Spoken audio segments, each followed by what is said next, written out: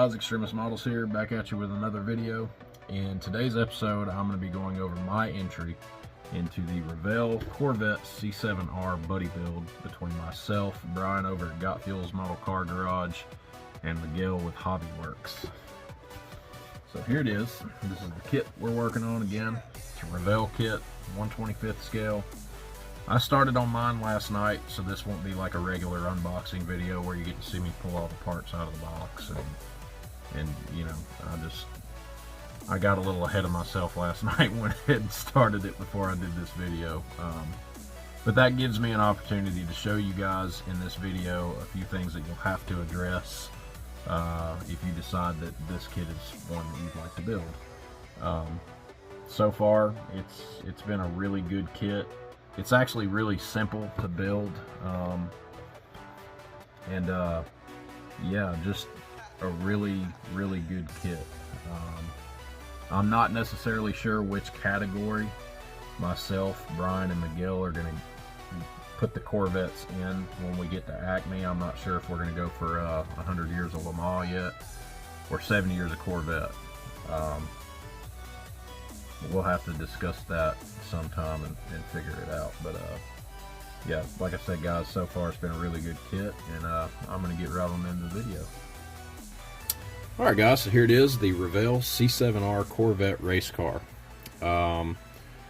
Just want to start off by noting that it is a very good kit. At least so far, it's been fantastic to build. Despite the fact that mine is missing a wing. But that's okay, because we've got a upgrade set coming for this from eBay that includes a brand new front bumper, brand new side skirts, and a brand new rear wing. So that is a-okay. Just gave me an excuse to do updated aero on this car, which, as you guys know, is something I like doing. Just a couple things to start out with the body of the car. When you get it out of the box, there is a really nasty mold line starting here at the door handle, and it runs this entire body line all the way back to just above the tail light, and then it carries back over across the top of the rear bumper cover, and then back up to the other door handle. Also along the front bumper here, you can't see it on mine because I've already went ahead and sanded it out and cleaned it up. As a matter of fact, I've went ahead and sanded the entire body down with 600 grit Tamiya sanding sponge to have it ready for primer.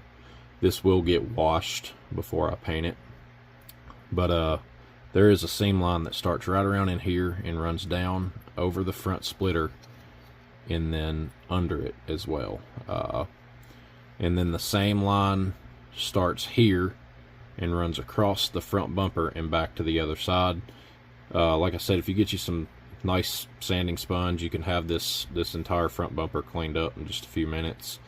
They're not horrible mold lines, but if you don't get them out in the prep stage, you will be able to see it when you paint it. They're that high. I could have saved myself some time last night when I started this kit by not even fooling with the front bumper. See, originally I didn't have planned to buy the upgrade kit for this car, but you know, later on through the build process last night, I realized that there's no wing in this kit, and you know, it's just another little gremlin that you deal with as a modeler. But that gave me an excuse. Like I said, it gave me an excuse to buy the upgrade kit for this, which will have you cut the front bumper off here at this seam line, and these two seam lines, and then you'll install the new front bumper with splitter and all that good stuff onto the front of the car. The headlights will work just fine with the resin kit, along with the new grill, or the existing grill from the kit. So also, the door panels are separate from the body. The doors are actually their own piece, and they're molded in with this body panel here. As you can see, it tucks in behind the fender here. It does not sit below it or outside of it. It tucks in behind it. It's just part of the car's aero. You will have to take some artistic liberties to get these doors to lay completely flat. As you can see, I've still got a little bit here that needs to be sanded down to get this door to look flush against the rest of the body.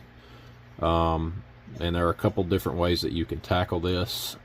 Another thing that I'm going to do with this kit is this here on the rocker panel trim is the exhaust. As you can see, it is completely closed. I'm going to go in and I'm going to mill that out and open it up, and then I'm going to do the same for the exhaust pipes, which you can see is just a flat nub. I will open these up, or I'll put some new tips on this. Either way, the exhaust will have a little bit more detail. It's pretty much going to do it for the body. As you can see, the hood lays down really nice as well. Didn't really have to do anything with it. There are some burrs on the hood as well that you'll have to get off right up here at the front. But other than that, the body is, really nice. The chassis is a very simple chassis to construct. Due to its simplicity, though, I'm gonna have to be a little bit more careful about detail painting the interior, and I will show you why. As you can see in the passenger side floorboard back here at the back, all of this detail, the battery, these computers and stuff, they're molded into the floor pan, and I'm not a huge fan of that. I really wish that those were separate, but we'll mask it off and make it look nice. And I'm gonna try to do a lot of this car as close to the C7R race car as I can. I will take a few more artistic liberties by coming in here and doing some wiring, and maybe do a harness that runs up this corner here and into the firewall. I'm not sure yet. I'll just have to see how the real car is wired. Here's a picture of where your deck lid would be at the back. I had to go in and open up these holes where the roll cage plugs in, but yeah, it's a pretty simple kit. Another thing that I'm not a huge fan of, and Brian talked about this in his video, is the fact that the radiator is molded into the chassis. I'm not a huge fan of this, but I'll be able to mask it off and go in and paint it up. I think it'll look good. But yeah, that's the chassis. The cage is in 3 separate pieces. I've went ahead and assembled mine. You have the driver's side piece here, the center piece here.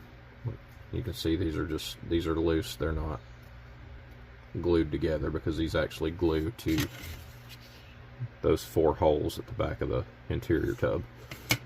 But again, these are 3 separate pieces. You have the driver's side, the top, and then the passenger side. I figured it would be easier to go ahead and assemble this than to try to detail paint these separate and then glue them and end up with a really nasty spot of glue or something on the paint.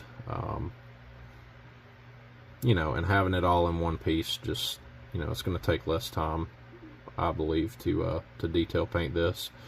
And once the cage is painted, I'll let it dry, and then I'll go in and detail up the padding. Probably use some NATO black or something from Tamiya to do those. The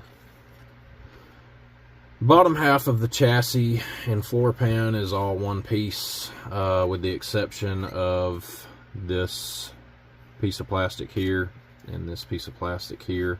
This is essentially what you get for suspension, and your brakes are all attached to this, as you can see back there. It does use metal axles. Tires are on there kind of crooked. There we go. When I got this out of the box, it was kind of bowed in the downward position, but a little elbow grease and I got it straightened right out. I'm gonna go in, another thing too, guys, I'm gonna go in and sand off the General Motors trademark on there, It's just a preference. You guys don't have to if you don't need to. Yeah, we won't even get started talking about that right there. That'll definitely be gone. But anyways, guys, it seems like it's building up to be a pretty good kit. It's got a really nice engine for like a partial. I would call this like a partial curbside kit. As you can see, the engine's really nice, but a lot of this is going to be hidden. One thing I don't like is how they've went in and milled this out, though, to make room for the axle. I would have preferred to have had a full suspension car, but it's okay. It's going to look nice when it's done. It's going to build up really good. This kit, like I said, seems to be a really good kit, and I'm just really stoked to have an opportunity to do a buddy build with guys like Brian and Miguel. Both of them are really close friends of mine, and I appreciate them for you know, going down this little journey with me, and I'm gonna have a lot of fun with this, and I can't wait to see the 3 cars together on the table at this year's Acme show. But anyways, guys, that's pretty much going to do it for this one. If you enjoyed the video, please subscribe to the channel. Hit the little bell so you stay notified of all of my new videos coming out. Please like, comment, and share. And I look forward to seeing you guys in the next video. Take care. Yeah.